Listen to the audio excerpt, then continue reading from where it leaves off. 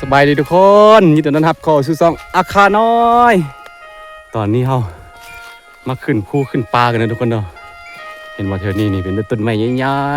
ๆแถวนี้เป็นปลาทึกไฟเผาเหลือแต่ต้นไม้ใหญ่ๆจะนี่เพราะว่าเขาเจ้าเลี้ยงงัวเลี้ยงควายมันอย่างอยู่เขตนี่แหละกับมันเขาที่จุดแบบนี้นะบนจุดนี่มัน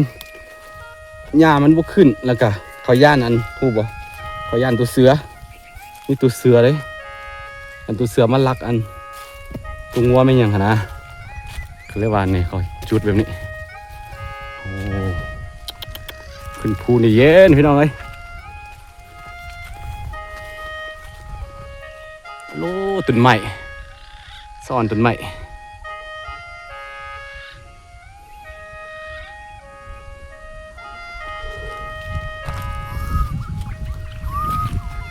เป็นแต่ต้นไม้เนื้อแข็งหมดเลยต้นกอ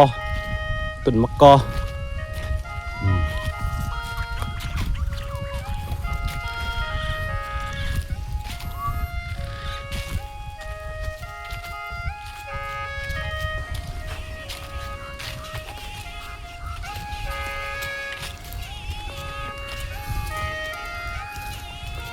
เขตภูอยู่ในส่วนเราจะเป็นต้นมะกอ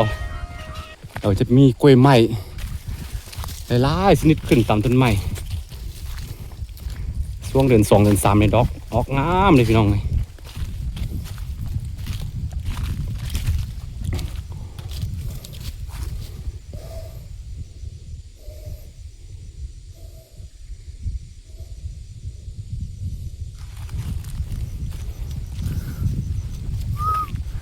เห็นบอกกล้วยไม้งามสุด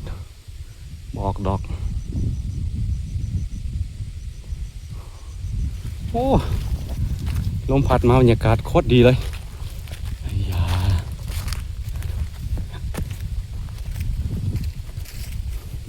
อันนี้คือต้นใบข้อต้นข้อเนาะแต่ก้อนนั้นเขาใส่ตัวนี้แหละมุงหลังคาน้องใส่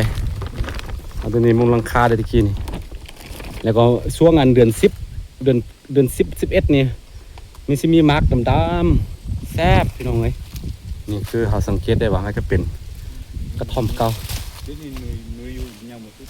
ยังเขียวๆอยู่ไหมนะซุกมาเนี่ยโอ้แซ่บใบเข้าเหนียวห้อนๆอันนั้นกว่าเขาผู้เห็ดนี่มันแข็งเลยมันฟาดได้ไหมนะเขาผู้สังเกตนี่ห้อนลายก็ดีให้มันเห็ดน้ำอุ่นๆซื่อ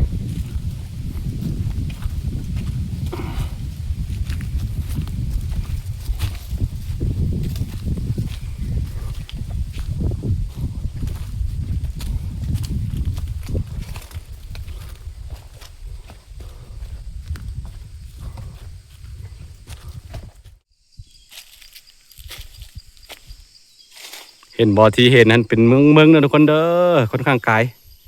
เป็นเมืองน้อยๆเมืองหนึ่งที่ขึ้นกับแขวงบ่อแก้วทางตะวันตกเฉียงเหนือนี่ติดกับพม่าเมืองเด้อค่อนข้างไกลทุกคนแม่นเนาะเมืองเนาะค่อนข้างไกลพี่น้องเอ้ยโอ้บรรยากาศโคตรได้เลยชมวิว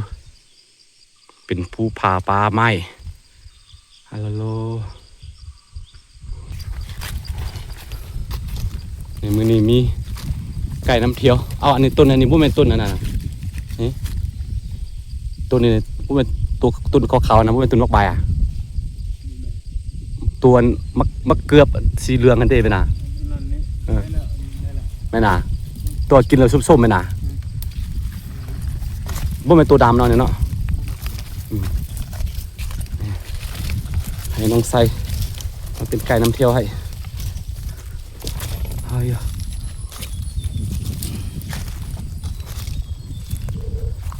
เห็นบางทีเขาล้มหัวเนี่ยเขาล้อมกั้นงัวออกเลยเขาเลี้ยงงัวเลี้ยงควายไว้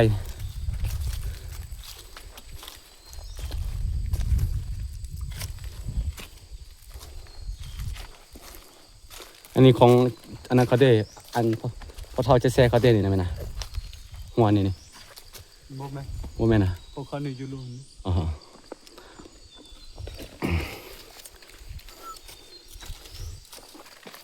พี่นี่เขามีดินจะนี่หลายนี่เนาะโอ้สบายเอาเลี้ยงเลี้ยงสัตว์นี่ดินบ่มีเจ้าของกันทีนี้เนาะดินส่วนรวมนี่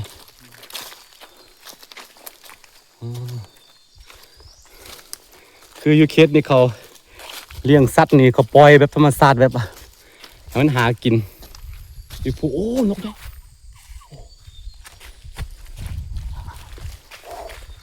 บินแล้วเนี่ย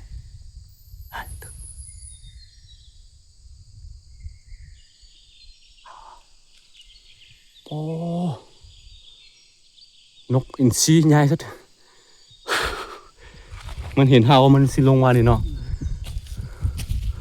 ฮัลโหลใหญ่สุดตัวปีกมันนี่เป็นวานแล้วเนาะ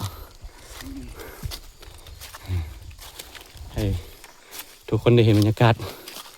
แถวนี้ธรรมชาติยังอุดมสมบูรณ์เด้อทุกคนเพราะเขาบ่ปั้มเป็นปลาแก่ส่วนหลักก็จะเป็นบอลเลี้ยงวัวเลี้ยงควายบ่มีเส้นทางรถเลยค่อนข้างไกลแล้วก็นี่ก็เป็นปลาค่อนข้างเป็นปลาหลายเนาะแถวเมืองนี่ว่าสรุปแล้วนี่ถ้าว่าเทียบไปว่าเปอร์เซ็นต์ต่อคนนี่ดินอยู่เมืองนี่หลายอีกจักกิสะก็บ่หมดเพราะว่าคนประชากรเมืองมีแต่10,000ปลายนึงสถิติ2018เฮาเบิ่ง10,000ปลายเท่านี้ก็บ่ฮอดยังบ่ฮอด20,000โอ้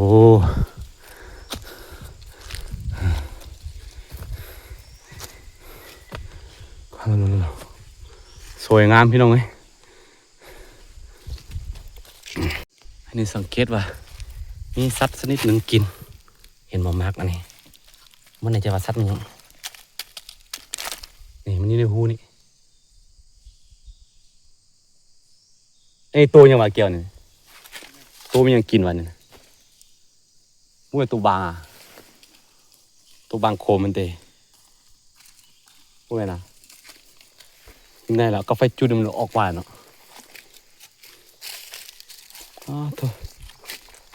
ตัวยังไงนี่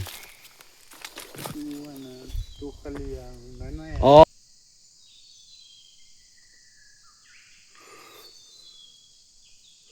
เห็นมาทุกคนพวกมอสพวกกูดมันยังตุนเฟิร์นมันยังขึ้นฮัลโหลมอสได้เป็นจะในภูไปว่าเป็นเช็ดภูเขาสูงฮัลโหลสุดยอดเลยเดินทางบ่ไหวเขาเจ้าเป็นในพันเขาเก่งฮันนี่บ่ไหวเมื่อยขึ้นดอยสะอ่อนข้าวป้อนนี่ ข้าวป้อนนี่นี่คือสัตว์ป่าเลยแต่มันคืองัวชาวบ้านเขาเลี้ยงแบบนี้เลยทุกคนเลี้ยงธรรมชาติโอ้ตัวพังพรอันไหนไม่กินนะมันมีคิ้วไหมน่ะมันหองแก๊กกันนี่แกน้อยเนี่ยมันมักกินซะเลยอันนี้โอ้คิ้วมีกินทุกคนเห็นบ่นี่คือธรรมชาติออกแบบแล้วก็สร้างสรรค์ขึ้นมาคล้ายๆคือมนุษย์เฮ็ดเลยนี่คือมักหินเนาะตัวนั้นก็คือเสาหินย้ายๆฝังไว้แล้วก็2 อันนี้กันเห็นบ่คืออย่างเบิ่งไหมสังเกตเบิ่งไหม โอ้งามสุดนี่คือเวลาชาวบ้านเขาไปมาขึ้นภูทั้งพี่ลงไปนี่เป็นน้ำคลองเด้มาก็มาพักในนี้ออกแต่บ้านมาทั้งพี่เนาะเพราะว่าบ้านทั้งพี่ก็สิมาพักแถวนี้แหละนี่แล้วก็นี่ตัวนี้คือว่ามีฮูนะได้ยินเสียงต่อมแห้งขึ้นนี่ ตามสันนิษฐานนี่น่าจะเป็นเรียกว่าใบไม้เนาะตกมาหลายปีแล้วก็มันส่งขึ้นมาเนาะใบไม้แล้วกลายเป็นดินเมิดแล้วก็มีความบางเรียกว่าได้ยินเสียงฮัลโหลงามสุดแล้วก็สังเกตเห็นว่าตามมักหินนี่มันสิมีต้นอันนี้ขึ้นเนาะบอนเนาะเห็นบ่บอนกับพวกมอสบ้างามสุดพี่น้องเอ้ย โลโลโล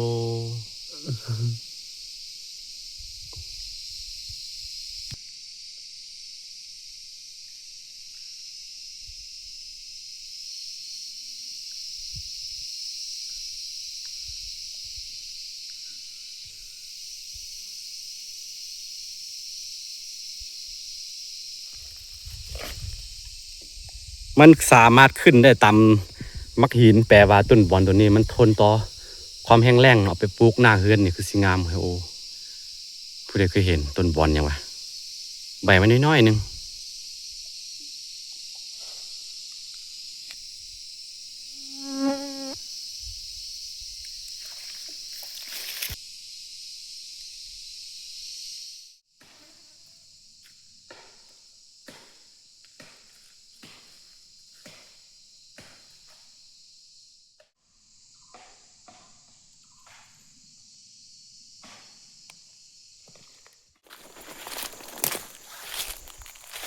ตอนนี้เขาสิไปเอาพึ่งทุกคน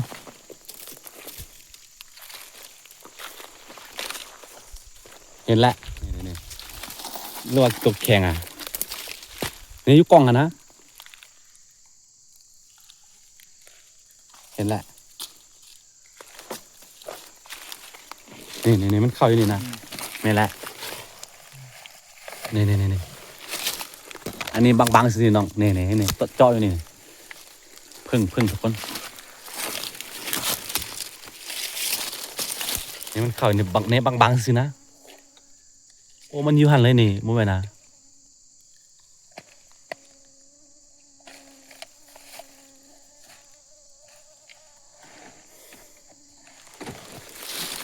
ผมมีเจตี้บ่ไร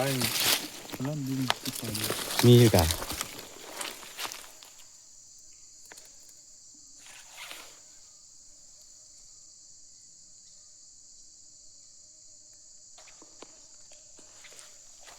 เท่านี้มีแต่มุกหินใหญ่ๆงามพนนักกบเป็นมุกหินอยู่ภูแล้วก็เป็นมุกหินใหญ่ๆมีมอสมีอันเฟิร์นมีอันกล้วยไม้มีอันขึ้นงามพี่น้องให้มันเมาอ่ะ เอายายุงเนี่ยอูดมันเมา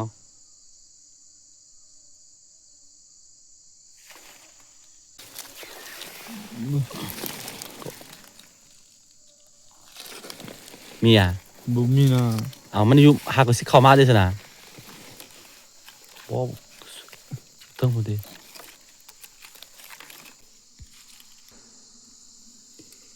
มันหากก็สิมาทุกคนเห็นมั้ยแม่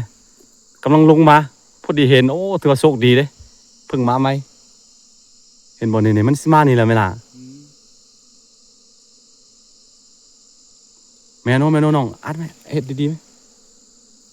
โอ้อันนั้นจูอันเข้ามานี่มาซอกซื่อๆเนาะแล้วก็ไปเอิ้นมาเนาะโอ้แม่นี่มาหากก็เห็นครั้งแรกทุกคน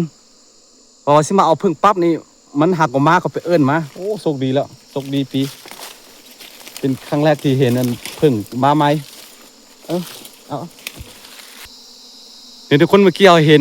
ว่าสิมาเอาพึ่งสุดท้ายมันมาหาก็สิเข้ามาอยู่เดี๋ยวนี้ซื่อๆจู่เอาเห็นนี่มันตัวเขามาเบิ่งทางอะโลสุมพ่อแม่นเนาะนี่มึงไม่เข้าไปฮะนี่อะโลครั้งแรกเลยที่เห็นแต่ว่าพึ่งมาเห็นอันจูอันผู้นำทางมาเบิ่งก่อนแล้วก็นี่เดี๋ยวนี้เข้ามาพุ่งแม่อะโลโชคดีแล้วเนี่ยนะเป็นว่าโชคดีของปีนี้นี่โชคดีแล้วซวยมาทั้งปีแล้วอันนั้นโชคดีแท้อะโลเคยเห็นอ่ะน้องเจนี่เคยเห็นอ่ะครั้งแรกเลยเนี่ยไอ้ตัวเห็นครั้งแรกเลยนี่คือตอนนี้เราเห็นซากสัตว์ป่าชนิดหนึ่งบ่แน่ใจว่าตัวมันยังเห็นบ่นี่คือหัวมันแล้วก็นี่หางมันเนี่ยมีจะเป็นอย่างนี้มึงไหมนี่คือหางมันตัวยังเหรอนี่คือ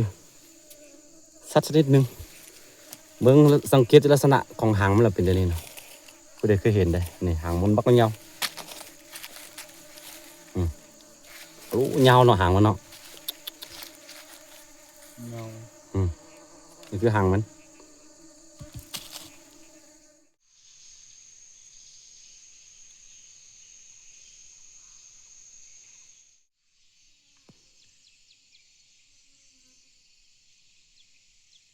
โอ้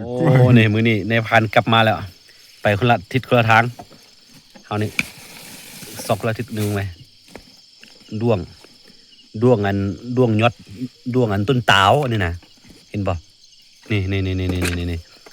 วิธีของมันจะอยู่แบบนี้เลยทุกคนเลยมันอยู่ในนี่แหละนี่ทุกคนโอ้โลบโลบปลามึงไหมธรรมศาสตร์สั่งนี่มือนี้เขาได้คงดีมือนี้เห็นหลายต้นเนี่ยเห็นป่ะเขาตามหาตัวนี้แหละนี่ฮัลโหลวันนี้ได้หลายในพันได้มาหลายเลยเนี่ยตัวบทันแกะตัวนี้เนี่ยนะจะเข้าเบ้าแล้วจำสินแล้วเข้ามาว่าจำสินแล้วmoi je dis voilà quoi gars voilà เนี่ยเป็นอะไรเนี่ยบ้างไหมอ๋อ mangeti mo ti jana hi mangena แก้บ้างya mangena cuma cuma ni ทองเสียเยอะนะไอ้ยาเราล้วน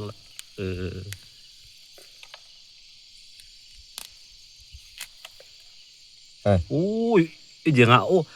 เมื่อวันเนี่ยกำลังสิเป็นตัวนั่นแล้วเวลาโอ้เนี่ยเห็นบ่อะไรเนี่ยเวลาแก้ตัวมันเนี่ยมูฮัวมันเขาเอิ้นตัวเป็นยังไงเนี่ยนะคือเจ๋งอ่ะก็ยังไงปีอ่ะนู้นดูใช่ยังบอกคือเจ๋งดิอะโลเห็นว่าทุกคนเนี่ยเมื่อไทยคุบกันอ่ะสิอะโลงามสุดนี่คือใครคือจักรจันทร์นี่เด้อนี่ทุกคนเราพูดเราปลากลับมาเนี่ยแล้วเขาก็กินข้าวนี่เขาเนี่ยโบอดโบไว้หรอกเนี่ยปิ้งตัวหอกกิน มื้อนี้ได้จักต้นก่อไอเสียนี่อันนั้นได้4 ต้นนี่ของแท้ตัวนี้ของแท้นี่กำลังเบิ่งอยู่มักมันน้อยๆนึงแล้วก็บ่มีหูเลยทั้งมักนะนี่เขาเอาไปเฮ็ดอันพวกอันใส่คอปลักแขนเป็นหยังไงทุกคนเห็นบ่ตัวนี้แหละของแท้นะอันนี้ของปีกายแต่ว่าตอนนี้ปีนี้เป็นมักน้อยๆเขียวๆอยู่กล้าว่าประมาณเดือน9 เดือน10นี่สิสุกเวลาสุกมันสิเป็นสีดำๆในเปลือกมันลงไปของแท้โอ้ของแท้เด้อตัวนี้เด้อมือดำหมดเพราะว่าเขาเลาะปูเลาะปลาตัวนี้แหละของแท้นะIbu maginyane maginyama na. Ibu maginyane tapi tak ada kuda. Ma juga ma. Ni ku puna ma